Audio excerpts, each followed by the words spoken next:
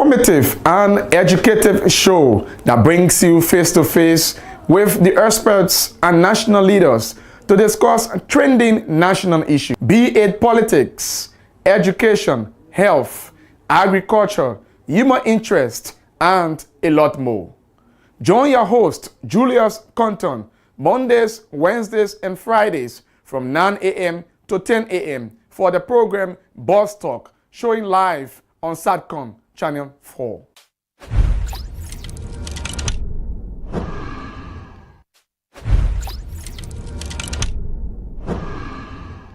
Boss Talk, this is your most informative and educative show that brings you face to face with the experts and national leaders to discuss trending national issues, be it politics, education, health, agriculture, human interest, and a lot more. Join your host, Julius Compton, Mondays, Wednesdays, and Fridays from 9 a.m. to 10 a.m. for the program Boss Talk, showing live on Satcom Channel 4.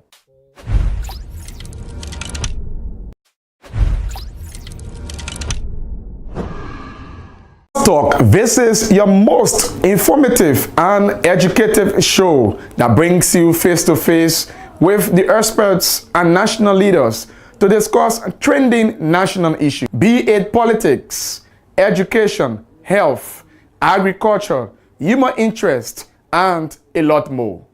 Join your host, Julius Compton, Mondays, Wednesdays, and Fridays from 9 a.m. to 10 a.m. for the program Boss Talk, showing live on Satcom Channel 4.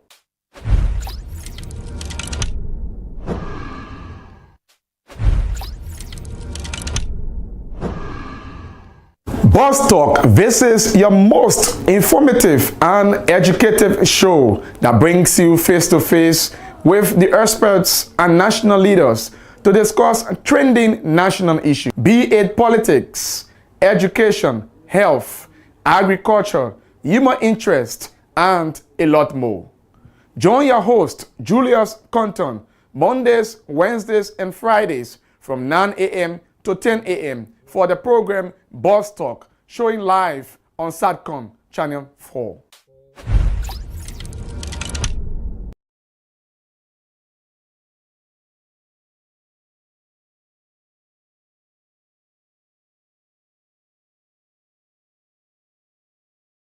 Talk. This is your most informative and educative show that brings you face to face with the experts and national leaders to discuss trending national issues, be it politics, education, health, agriculture, human interest, and a lot more. Join your host, Julius Compton, Mondays, Wednesdays, and Fridays from 9 a.m. to 10 a.m. for the program Boss Talk, showing live on Satcom Channel 4.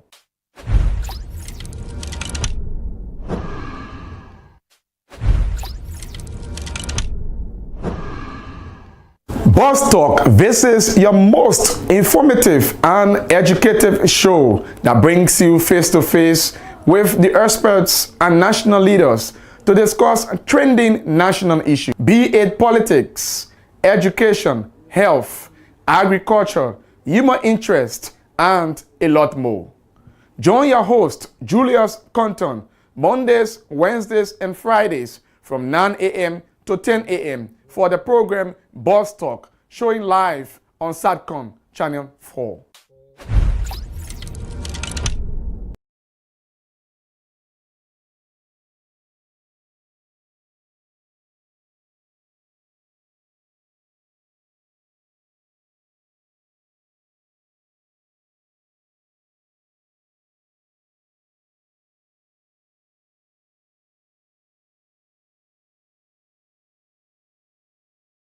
Talk. This is your most informative and educative show that brings you face to face with the experts and national leaders to discuss trending national issues, be it politics, education, health, agriculture, human interest, and a lot more. Join your host, Julius Compton, Mondays, Wednesdays, and Fridays from 9 a.m. to 10 a.m. for the program Boss Talk, showing live on Satcom Channel 4.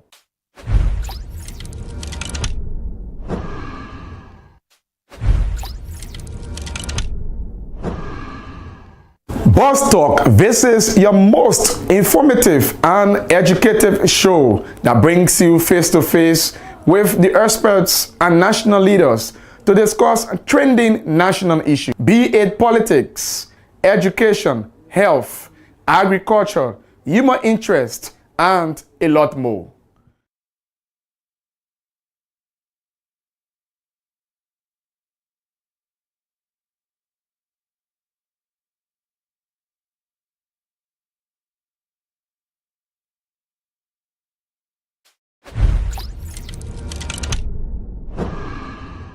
Talk. This is your most informative and educative show that brings you face to face with the experts and national leaders to discuss trending national issues, be it politics, education, health, agriculture, human interest, and a lot more. Join your host, Julius Compton, Mondays, Wednesdays, and Fridays from 9 a.m. to 10 a.m. for the program Boss Talk, showing live on Satcom Channel 4.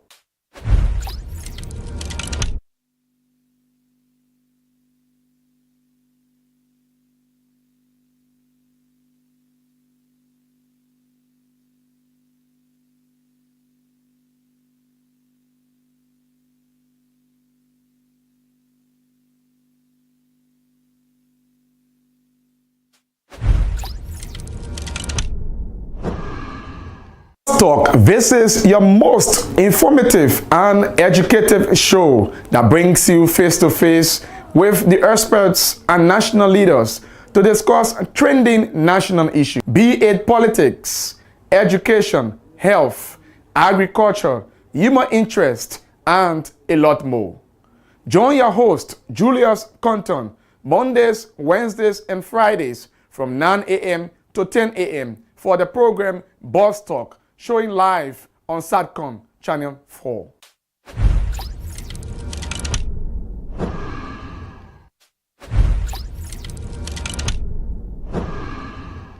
Boss Talk. This is your most informative and educative show that brings you face to face with the experts and national leaders to discuss trending national issues, be it politics, education, health, agriculture, human interest, and a lot more.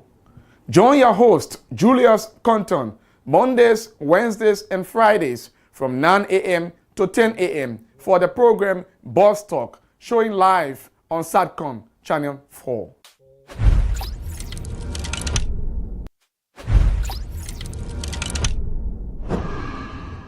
Talk. This is your most informative and educative show that brings you face to face with the experts and national leaders to discuss trending national issues, be it politics, education, health, agriculture, human interest, and a lot more.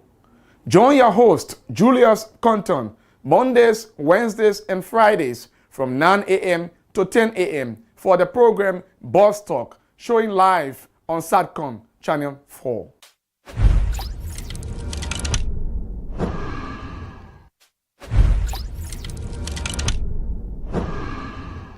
Boss Talk. This is your most informative and educative show that brings you face to face with the experts and national leaders to discuss trending national issues, be it politics, education, health, agriculture, human interest, and a lot more. Join your host, Julius Compton, Mondays, Wednesdays, and Fridays from 9 a.m. to 10 a.m. for the program Boss Talk, showing live on Satcom Channel 4.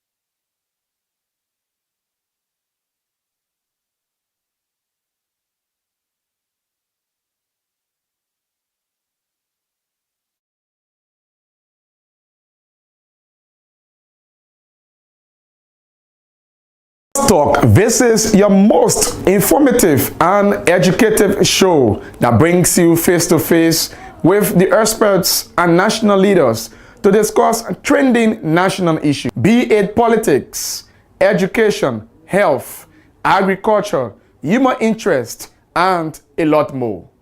Join your host, Julius Compton, Mondays, Wednesdays, and Fridays from 9 a.m. to 10 a.m. for the program Boss Talk, showing live on Satcom Channel 4.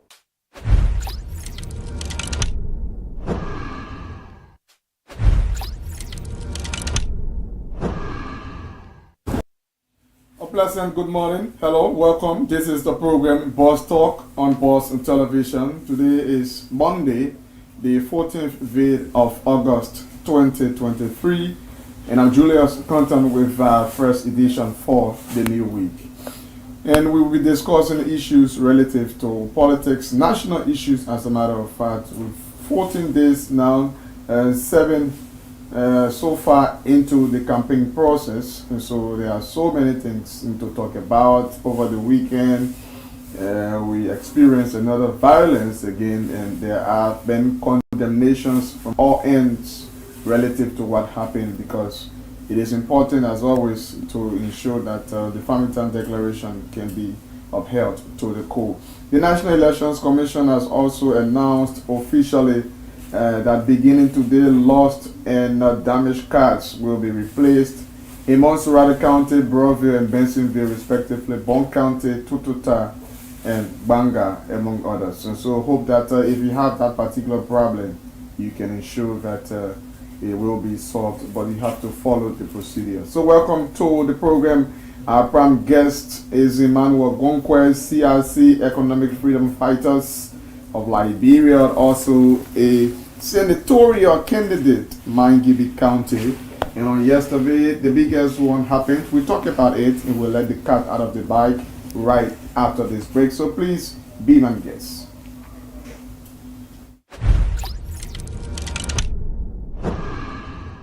Talk. This is your most informative and educative show that brings you face to face with the experts and national leaders to discuss trending national issues, be it politics, education, health, agriculture, human interest, and a lot more. Join your host, Julius Compton, Mondays, Wednesdays, and Fridays from 9 a.m. to 10 a.m. for the program Boss Talk, showing live on Satcom Channel 4.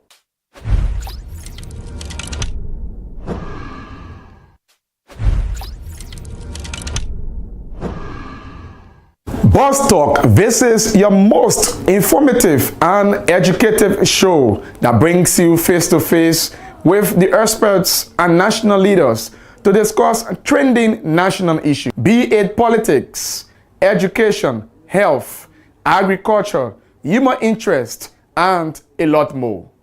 Join your host, Julius Compton, Mondays, Wednesdays, and Fridays from 9 a.m. to 10 a.m. for the program Boss Talk, showing live on Satcom. Again, we'd like to say thanks for rejoining us, and if you're just coming our way, this is the program Boss Talk on Boss Television. Our guest is in studio, Emmanuel Gonkwe, CRC of the Economic Freedom Fighters of Liberia, and the senatorial candidate, Mangibi County. And so I'd like to say welcome to the program. It's good to have you. Thank you so much, Julia. Thank you for the invite. I can remember vividly when you started this campaign, and the very first media engagement was in Lakbasi, and I was a part of that. And since that time, the EFFL has been making some airwaves discussing national issues. But for the sake of our audience, perhaps some may not really know the genesis of this particular group. Could you just tell the public how it all started? Well, the EFFL is a political organization. We have our history in the EFF of South Africa, established by Comrade President Julius Malema. So our international headquarters that inspired the formation of the EFF across the continent. They're situated in South Africa. considering the changes made in the South African parliaments, made in the politics of South Africa by the EFF, we thought it was prudent to emulate a good example of the EFF in South Africa. It was against that we came together as a young progressive ideologue to establish the EFF in Liberia. And I think, like you said correctly, since our formation, we've been a household name in Liberian politics, and we continue to do what our founding manifesto required of us as a political organizations in the country. Okay, that's great. Tell us about some of your tangibles since you've started up to Well, since we started in Liberia, we've been very progressive. The public knows us very well. We've been holding the government accountable for some of their mixed deals. We have organized protests in collaboration with other organizations on many occasions to demand for a responsible government. We were part of the June 7 protests. We were part of many other protests, including the anti-removal campaign of the Associate Justice Cabinet Janet, including the locking of the Capitol building, when we felt that government officials, instead of being accountable to the people, they were more accountable to themselves. We have to move in to lock the Capitol building in protests. So there are many other things we've done. Today, with all the suppressions from the government, making sure that we don't become a political party. We've succeeded finally to be a political party. 3 years of struggle, 3 years of suppression from the ruling establishment for EFFL to not become a political party. What are some of the justifiable reasons for your allegations? Well, you know, the government across the continent feel that the young people on the continent are developing a strong progressive attitude towards reform, and most of these elites, you know, that have managed the political space for, you know, the last decades or century, do not want an emergence of a radical political group that will compete with them on the governance stage. So a lot of them feel threatened by our presence. You know, that will demonstrate that consistently as we engage the Electoral Commission. We were very clear and informed about the attitude of the executive mansion, clear instruction that we should not be given the station, but we kept on fighting. What are the evidences I remember the last that? press conference, that was in January, when I blasted the executive mansion and said, look, you can't suppress, you know, the EFFL consistently for 3 years. So now you are on the table now. What have you brought? What are the packages? Dynamism to the political conversation, of course. Dynamism, in terms of example of what? You see, for example, what happened on the Farmington River Declaration signing ceremony, when we were prevented from accessing the signing venue. State security prevented my entry to the signing venue. But there were issues that you went late. No. I didn't go late. And you know, you have a president, a sitting president. And as per protocol, you have a sitting government, even though they are opting for re-election. But as per protocol, you are aware that when the president arrived at a particular venue, is completely out of bounds. I am not too sure whether you went late or not, but that was the issue. No, the president office came up with a statement that, you know, my dress code, as I'm seated now on the television, was the same dress code. So they said my dress code was an issue, so I could not have gone to the... So it wasn't about timeliness? It wasn't about time, and then the Ministry of Information said it was about time. So the same government, two different statements, you can see the lack of coherence. So it means that, you know, the government, you know, did that intentionally to just stop me. Why you dress the way you dress? Maybe you like to explain that to the public. Yeah, because people will think, you know, the background of Liberia and XYZ. That's what I always say to people. The CDC, they don't have ideas on how the government. I'm talking about the way in which. I come to that. So Go straight to the point. This Okay. dress code, this beret we wear, Okay. is to honor the legacy of Comrade President Thomas Sankara. Okay. So this is the official dress code of Revolutionary Thomas Sankara. Okay. So when we wear the beret, we remember his legacy and honor his legacy. Okay, that's That's good. why we dress the way we dress. We want to remember, Thanks for the Comrade Sankara clarity. was one of the greater leaders on the continent. And he got killed, so we want to remember his legacy, and that's why we dress the way we dress. Thanks for A the lot of clarity. people- Thanks yeah, for the a lot of clarity. people don't know why, but we dress to honor him. And I think we provided the platform for you to do that so, today. yeah, at least people. At do least know they are that, aware. Yeah, I'm not just dressing in an amateur way because I want to be. Or militancy showing. And all. I'm dressing because we remember and honor the legacy of Thomas Sankara. We follow the entire confirmation of candidates XYZ. You are not feeling the presidential candidate. Why? We are not feeling a presidential candidate because we don't think it's appropriate now to do so. Going to elections requires a lot of preparations. So from that end, you are not prepared. Yeah, no, we are not prepared, to put a presidential candidate out now because it requires logistics, it requires advanced mobilizations, it requires dialogue with different actors in the society. Your agenda for the country must be displayed adequately for people to buy into your agenda. So we don't believe 2023 present that atmosphere for the EFFL to be able to feed a candidate. We believe we can try with the legislative elections.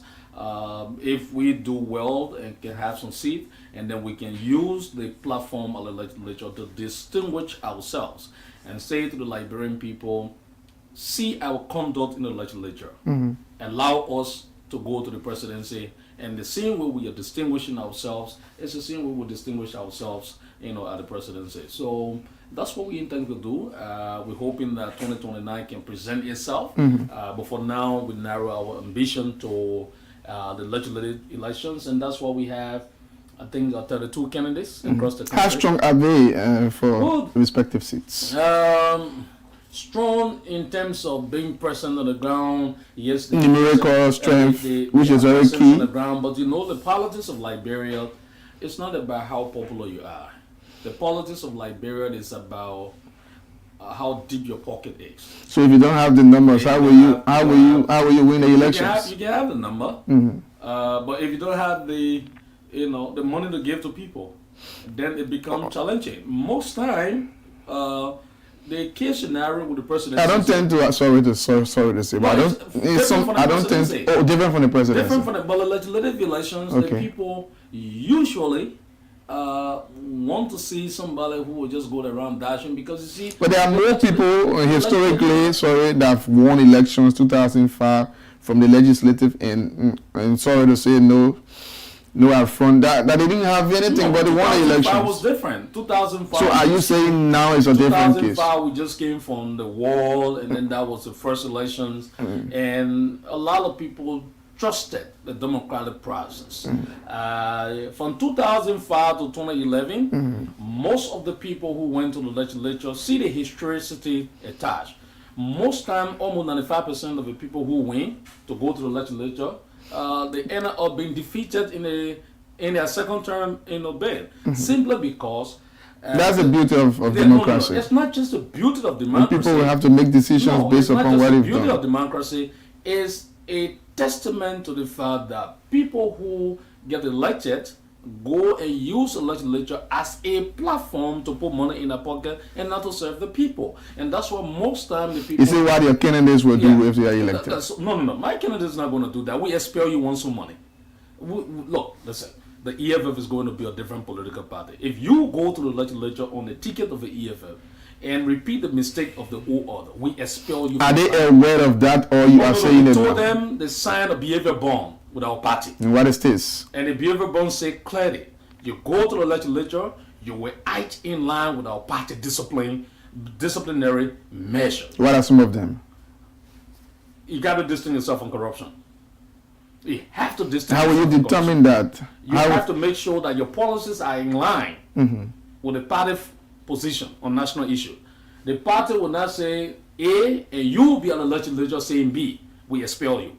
We are clear about why the EFFL was funded, and we have a clear objective on what we want to achieve for Liberia and how we want to govern the country. Any officials of our party that act contrary to our norms, we expel you. We have no mercy for that. If it will require that we are only 5% First offense, running, expulsion, first offense, don't you think they're a bit too harsh? that's why most time we provide training for our leaders, because we have no room for mistakes. We must govern ourselves as a political party in line with our international values. So if you keep are the expelling only- at the end of the day, what happens? You have nobody there. Even if we expel the whole country, we don't care about how people feel about it. It is about setting a measure Okay. that people will see certain value. Look, I've said to them every time we go to meeting, if you think that you're man enough and you got your children, you got your wife, and you cannot follow the disciplinary measures of a party, resign tomorrow morning, go to your home where you become man, where you become woman. Once you are in the EFFL as a political party, you must conform to the norms and doctrine of our party. You have don't 32 do candidates. How Yeah, many 32. females you've got? No, we didn't have female candidate. That's disappointing on our part. Most of our female decided not to participate in the election. Were they encouraged enough? We encouraged them, but a lot of them said the party just got certificated. They want to go through the doctrine of the party. We should give them time to get exhausted. Don't you think that is a manners for you? No, there's a manner. We acknowledge that there's a manner on our part. We needed to have some of our female fighters on the ticket, but how be it?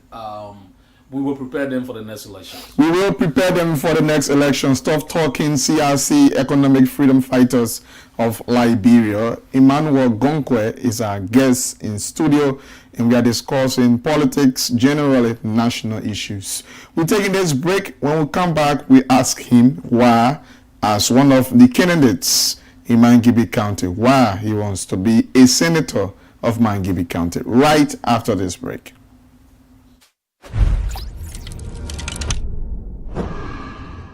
Talk. This is your most informative and educative show that brings you face to face with the experts and national leaders to discuss trending national issues, be it politics, education, health, agriculture, human interest, and a lot more. Join your host, Julius Compton, Mondays, Wednesdays, and Fridays from 9 a.m. to 10 a.m. for the program Boss Talk, showing live on Satcom Channel 4.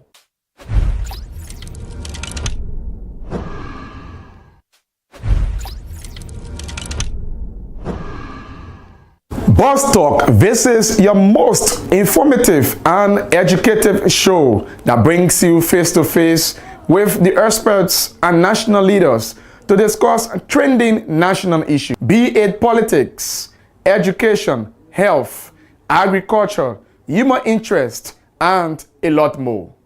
Join your host, Julius Compton, Mondays, Wednesdays, and Fridays from 9 a.m. to 10 a.m. for the program Boss Talk, showing live.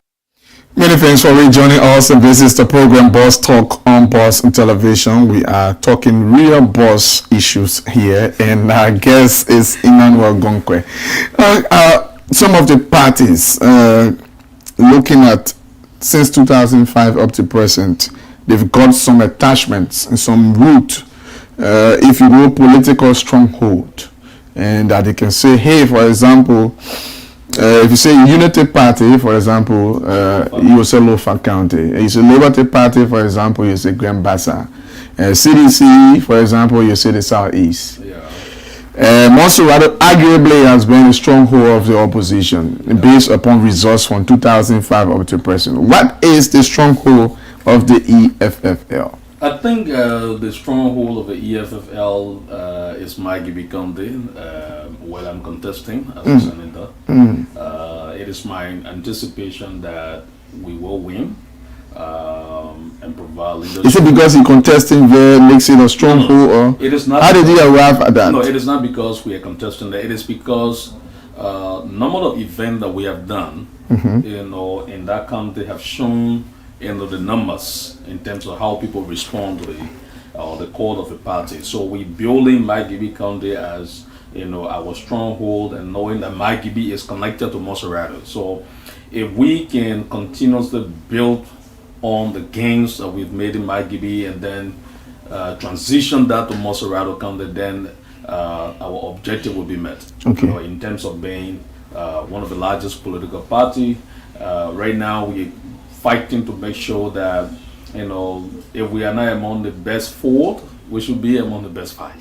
And that's what we're fighting, and we have that going across our candidates and letting them know that we have to put our boots on the ground and continue the campaign. I've always said to them, let not the result of this particular election determine what you want to achieve in 2029 or what you want to achieve for your districts in the future. Okay. Let's see this process as a learning curve. A young political party, this is our first time going to elections. We got certificated in January. The timing for preparation was so low. So let's... Will you use that as an excuse just in case? It's not an excuse, but it's reality. We got certificated in January.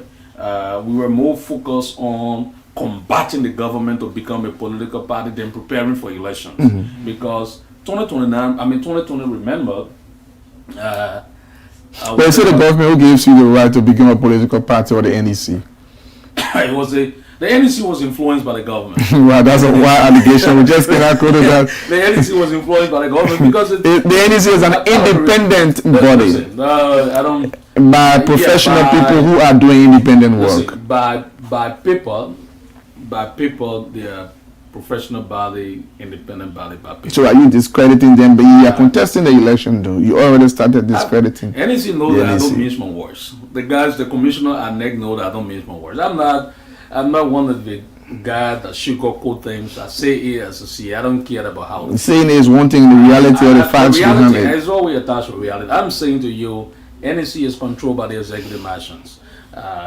Though by people's and constitutional status, there should be an independent body, but they are controlled by the executive. You are the face of the EFFL. Someone who say, why didn't you sit back, give the instructions, decide who to be what from your structure, but you are into the elections process? Because I'm the flag bearer of the party. I believe that I understand the fundamental that is attached to our doctrines and principles as EFF on the continent. I believe I can appropriately communicate the doctrines and philosophy of our party, and I've demonstrated that across the continent whenever I'm on a foreign mission. That one time I was in South Africa. Without any form of boasting or grandstanding, among the rest of the other EFF leaders, I was privileged to have spoken to many of the top media institutions in South Africa, to ask me about my view and perspective of politics on the continent and the way I see politics in Liberia. That speaks to my capacity and understanding of global events. So I think I can adequately represent the party. That's why the leaders of the party decided that I form a part of a team that will be competing for the Senate. And that's why I think we have two, senatorial candidates, one in Kidman, and then Mangibi, the House of Elders, the Senate. Tell us, what are some of, with the exception of your advocacy, which you spoke of, which people are aware about 100%. Yeah. What are some of the tangibles? Do you say you just been confirmed, commissioned in January? What have you done? What have EFFL done in Mangibi County for which the people should trust you? Judah, I always say to people, you've been there for them in what way? I always say to people, what we need the most and what the public needs the most is what? Is leaders who will position themselves to draw the line between what the public should access and what they as individuals should access. I think nobody in this country is richer than the central bank, or nobody in this country is richer than the government. What do you mean by? Nobody can do development more than the government would do. The government is exposed to all of the resources. What is lacking in this country is the fact that we have not been able to manage what we have. I always say to people, almost 30% of the national budget, we lose it to corruptions. So when you see the appetite for public service, when you see people wanting to be lawmaker, you see people wanting to be president, it's because of the corruptions. So you're saying that you two want to go there and do the same thing? No. I said to you earlier that the EFFL as a political party will never repeat the mistakes of the old order.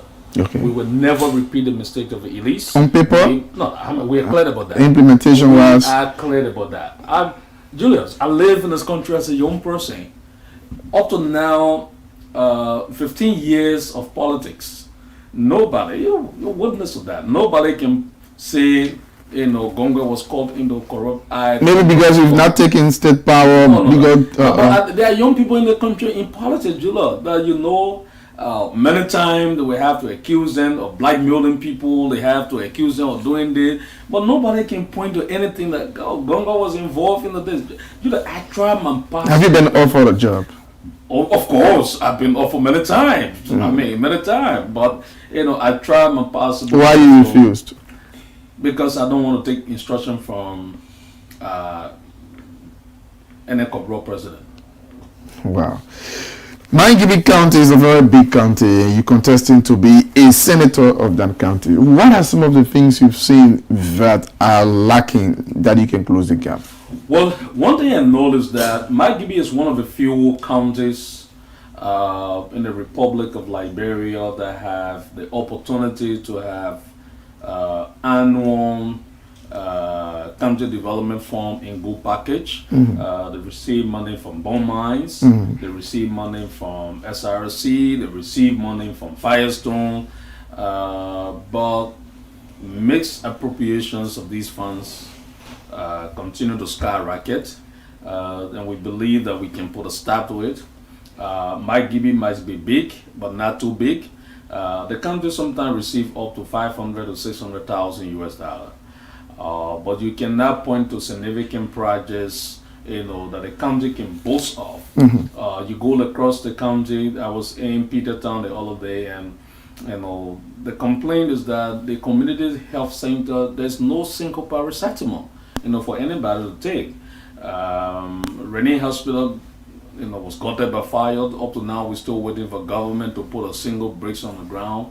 When the county just, a few months ago received 475,000 US dollars.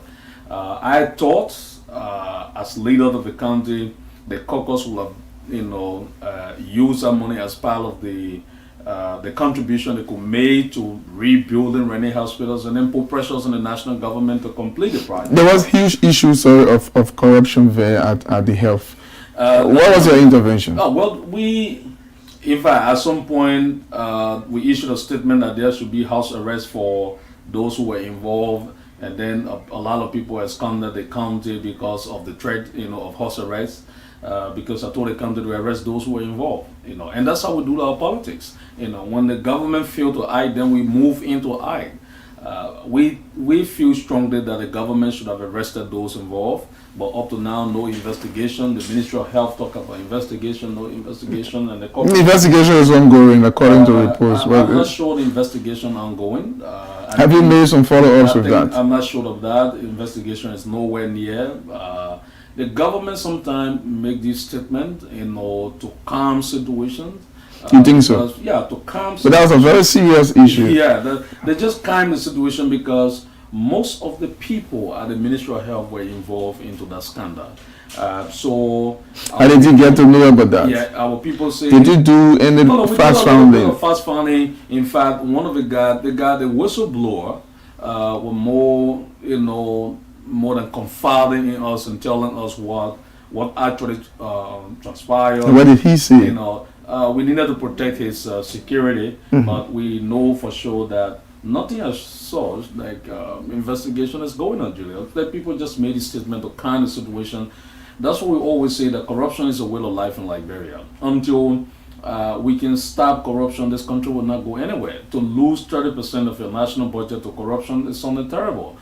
Millions of dollars go in the hands of individuals, and we keep enriching few people in politics, and the rest of the other citizens live in poverty. I continue to say, look, I'm not in politics for money. I've made one commitment to myself.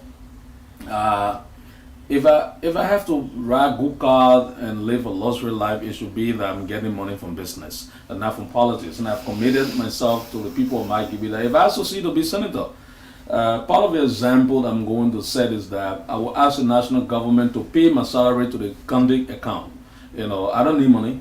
You sure of that? I'm glad. Some of the things you are saying, I'm sorry, but these are things that others see. No. They said that in the past, and they said they will have big cars, do luxurious things. By the end of the day, it's the opposite. We are seeing that now, and you are saying the same thing. Julius, it is evidential that I'm not a guy with luxury. I don't believe in luxury. It's because if not been attracted. No.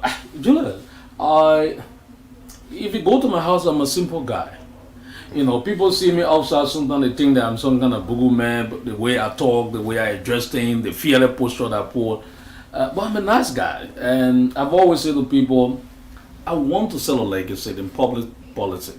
I want to make sure that young people see themselves as that leader that a country can depend on. I'm committing myself once again. I say to people every day, I will not take salary is different from, I will not ride a zero car. There are people. And let me say this to you. Mm-hmm. There are reasons why people make some of the commitments and then they don't follow up to them because our people say, what in your hand, drop it, but what in your blood, you can never drop it because it's in your blood. We are ideological people. We are progressive forces. We understand what it is to be a socialist. We should be for the people, not for ourselves. And that's why we humble ourselves in what we do.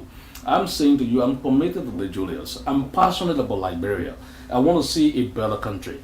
170 years old country, Julius, so sad. Mm-hmm. We are still sending people to India for medical checkup. Our government officials, whenever they are involved into accidents or they are sick, they run to Turkey, they run to Ghana.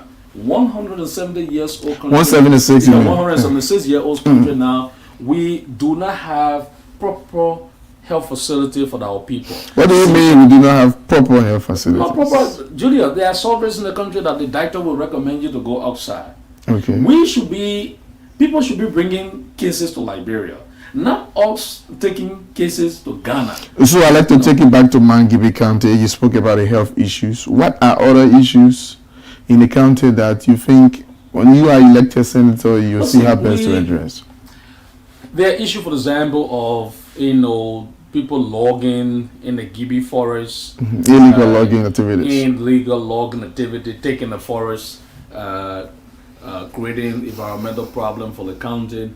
But the dividends is not going to the county. The dividend goes again to a few group of elites in our pocket. We want to make sure that as senator of the county, we're going to stop that.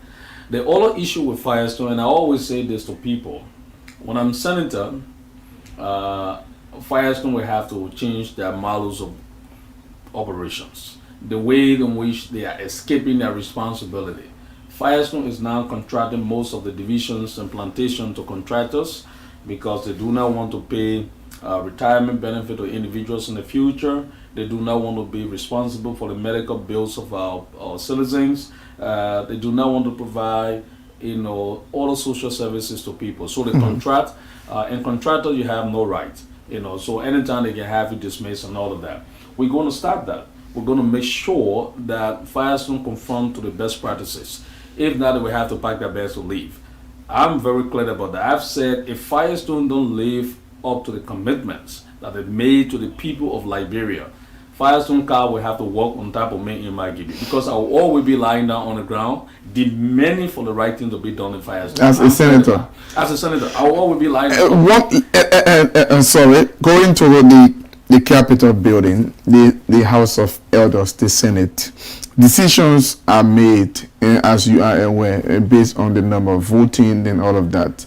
You're one, I think you follow the Oscar Cooper legacy, Oscar Cooper battle. At the end of the day, you know exactly what happened. Will you work along with your colleagues if elected to ensure that some of the big ambitious things you are talking about happen? Because you're one, cannot Yeah, do we it. will open the door for our colleagues to understand that we need to work together in the interest of our country. Okay. But if they refuse to work in the interest of the country, then we become radical in our hands. And then you'll be fighting your one-man battle. Oh yes, then I'll fight my one. And that will be a losing battle. Oh though. no, history will judge me rightfully. Okay. Like you rightly said, the former senator fought, to the point where he left his party. In fact, he was thrown out of committee room jobs because he kept, on the progressive path.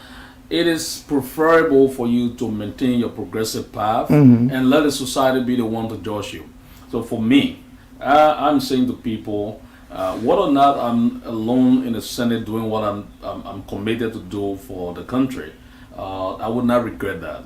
But I think there are also people going to the Senate or in the Senate already that want to see a better Liberia. For example, this gone, $65 million that George Weah got from Israel. There were people in the Senate who kicked against it, and we commend them for that. Others, went for it because of the kickback.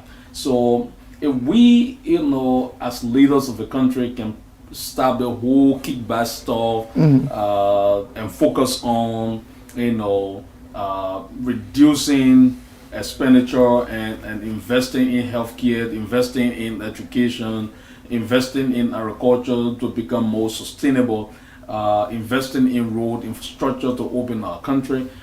Julius, I don't still believe that at about this time of the year, almost 30% of our country, now I can say color from the rest of the other capitals. For people to go down to the southeast, they have to drive through Africa now to go to the southeast. 176 years old. This is a So who do you think to be blamed for I think that? I blame the government. Which government? I blame every government that's coming to power because they are not learning to cut down their cost. I don't believe that some of the cars ministers are riding, they should be riding them.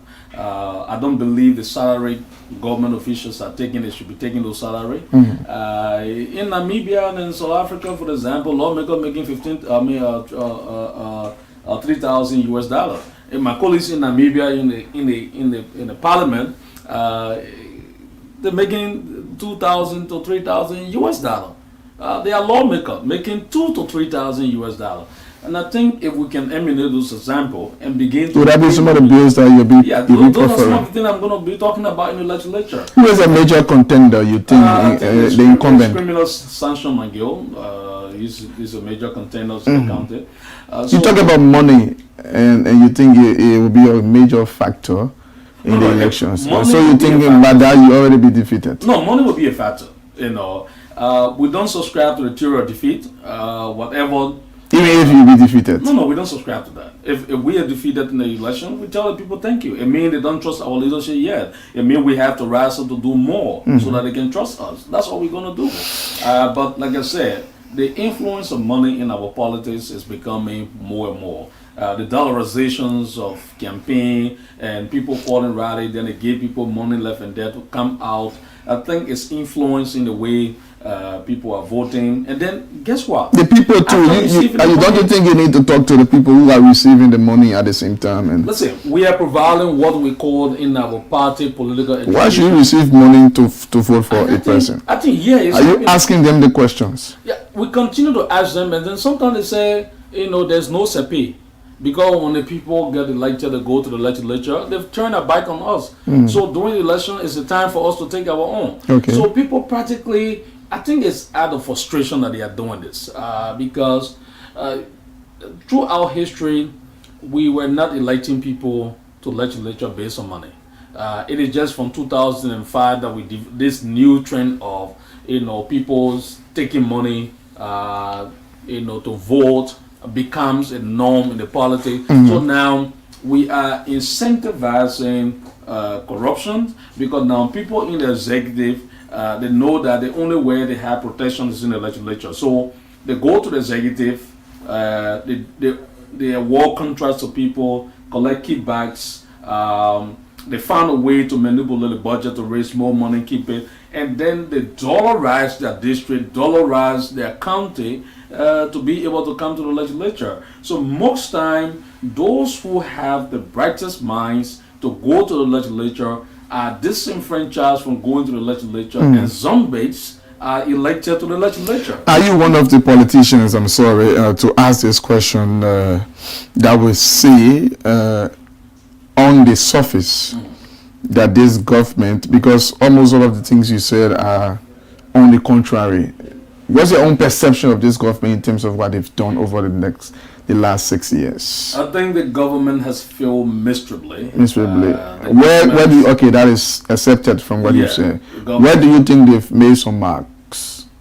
Well, I think it will be difficult to grade them. Sincerely speaking. Sincerely speaking. They have done, difficult. Okay, in short, are you saying they've done nothing? I'm saying the government has, listen, I don't understand. It may not be on the average, but are you saying this government I don't understand when did absolutely nothing? I don't understand when people say what the government has done in the days. So should we equate the construction of a sport park to airfield as national development? Should we equate the construction the 14th Military Hospital, 14th Military Hospital, a clinic? Should we consider that? Are you saying that is a clinic? It's a clinic in your county. It's a clinic. Have you visited the it's place? A clinic. I've been there. It's a clinic. You see.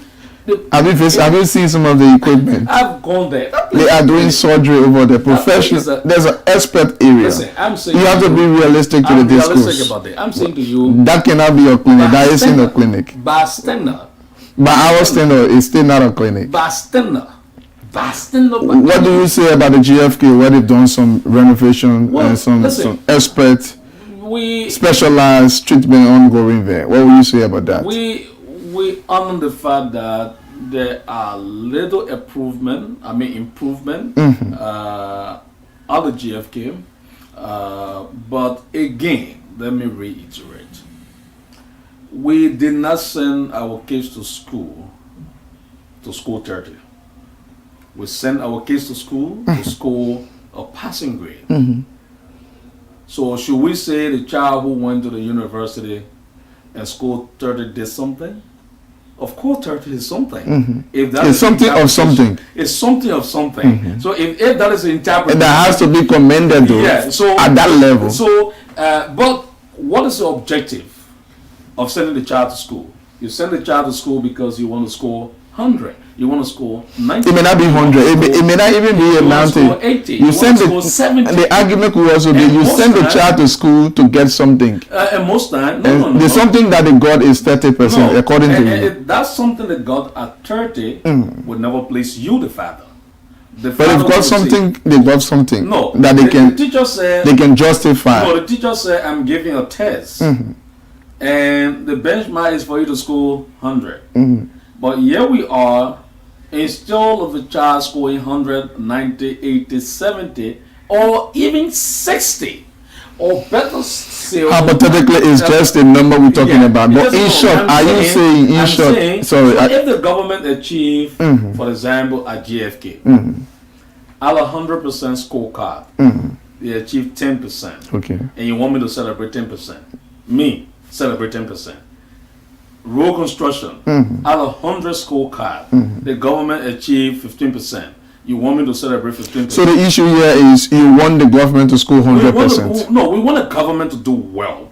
Look, if you as a government in your first term can set the benchmark around 50% performance, then we say the government is doing well. Give them another chance. Did you look at other options, other factors that perhaps could be responsible? The sector, if you combine all the sector and say, let's look at the government scorecard, you can't grade the government more than 30%. Okay, this is a program in Boss Talk on Boss Television. We are taking our final break. When we come back on yesterday, the EFFL endorsed the candidacy of the Bwaka Kun's ticket. Why? When we come back, we'll wrap up on that particular discussion right after this break.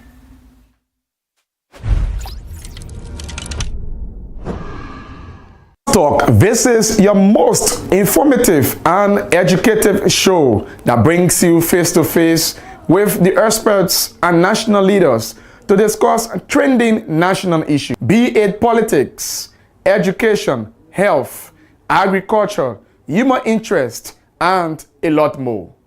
Join your host, Julius Compton, Mondays, Wednesdays, and Fridays from 9 a.m. to 10 a.m. for the program Boss Talk, showing live on Satcom Channel 4.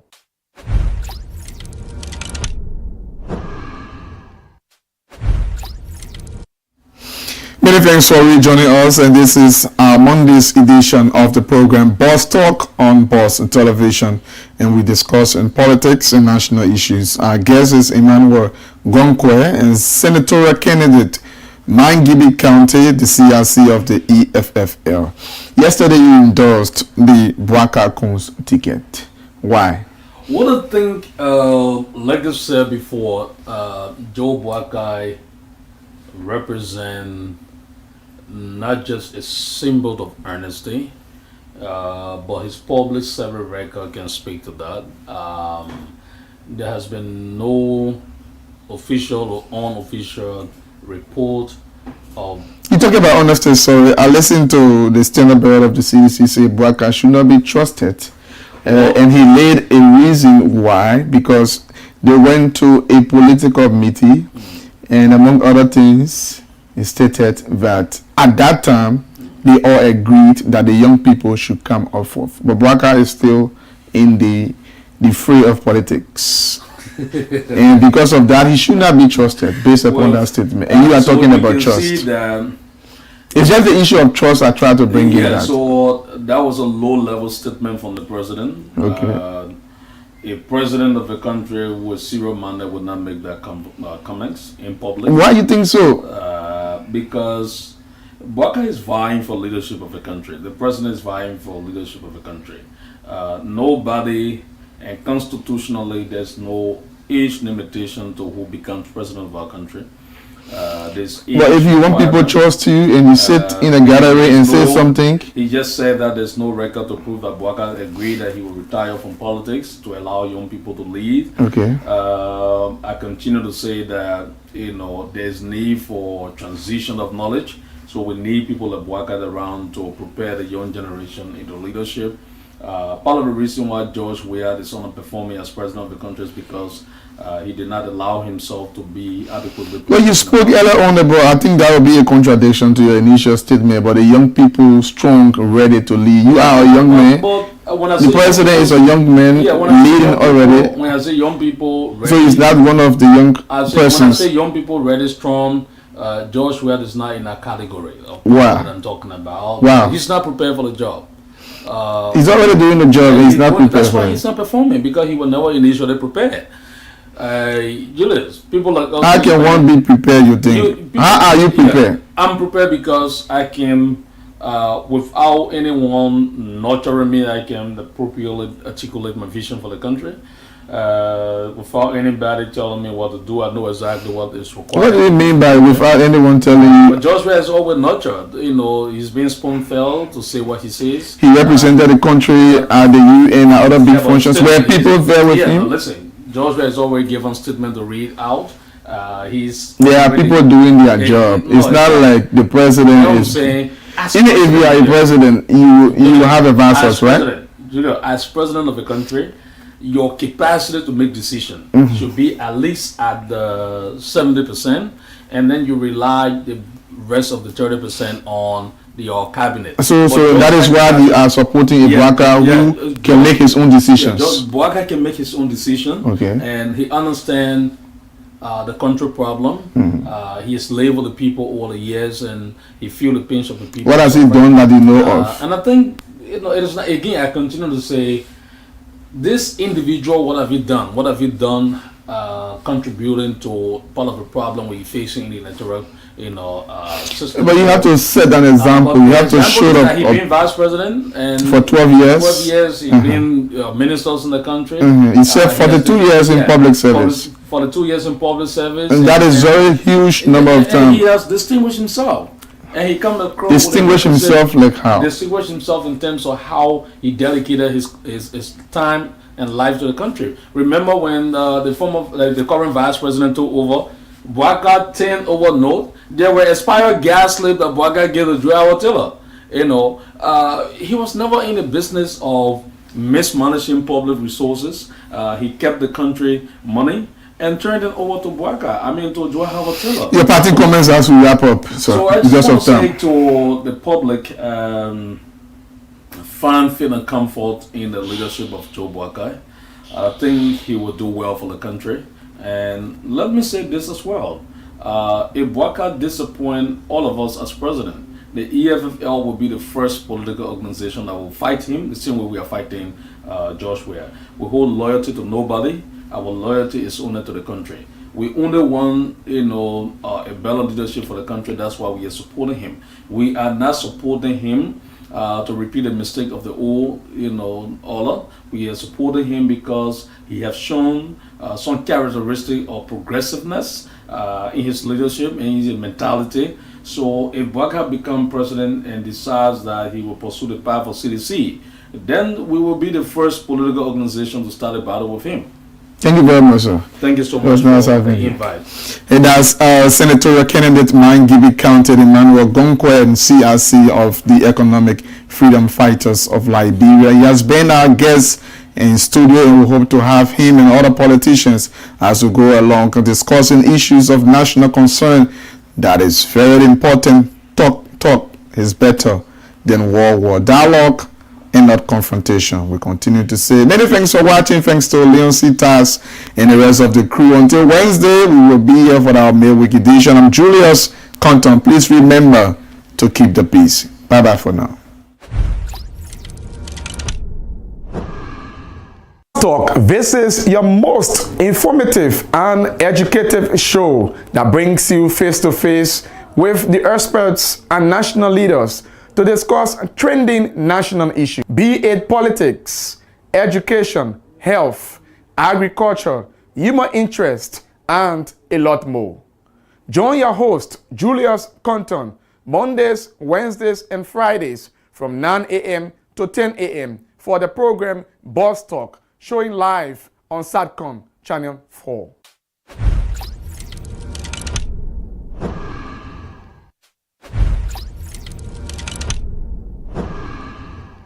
Boss Talk. This is your most informative and educative show that brings you face to face with the experts and national leaders to discuss trending national issues, be it politics, education, health, agriculture, human interest, and a lot more.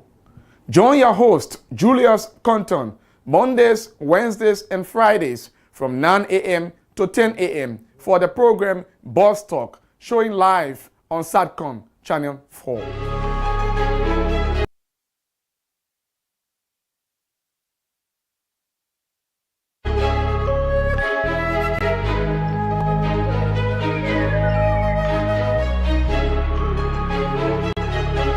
Bit by bit. Oh yes, it's bit by bit. It is a professional discussion that talks about issues, happenings that improves or strengthens the capabilities of Individuals such as the engineers, the doctors, the Zogos, the Zogis, and our youth in our community. institutions like the educational sector, the health sector, and the economy as a whole. The society, agriculture, travel, and the industrial society. Human rights and democracy. Trust me, it's Bit by bit.